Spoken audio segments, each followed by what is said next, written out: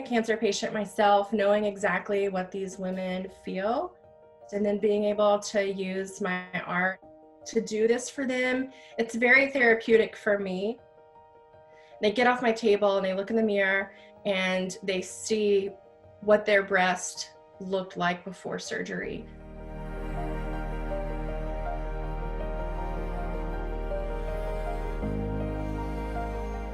I was in the prime of my life. I was in the gym 5 days a week, never drank, never smoke. My case was a little unusual in that I never presented with a lump in my breast, but research tells us now that you can have an undetectable tumor in your breast, and all it takes is one tiny cell to disseminate from that original tumor.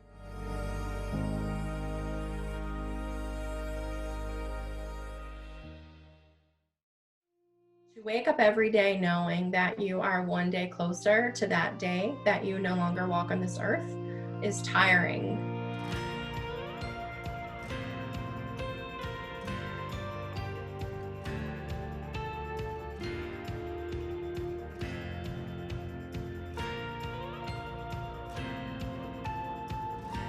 Because I understand where they've been and where they're going, it's easy for me to relate and talk to them as an artist who has experienced cancer, who has experienced breast surgery, that I can speak the language of my clients, and it helps me to be more relatable to them.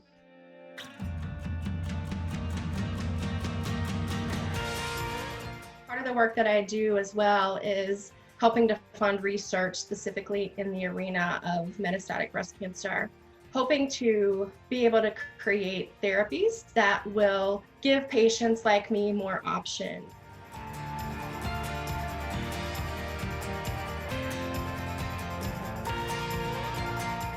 Because I have been relatively healthy since completing my first line of therapy, my chemotherapy, I think that's easy for them to forget that I'm sick.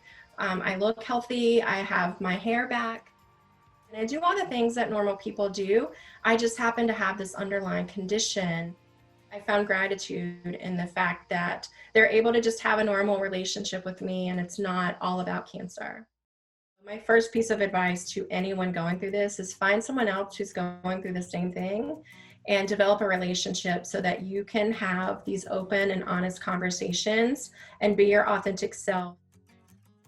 A lot of people shield their loved ones from the reality of the disease, but you don't have to do that when you're talking to other people with MBC. So that's why it's really important for us to have kind of our own support groups and our own resources for support and guidance. You know, at the end of the day, people just don't understand that breast cancer is a killer of women.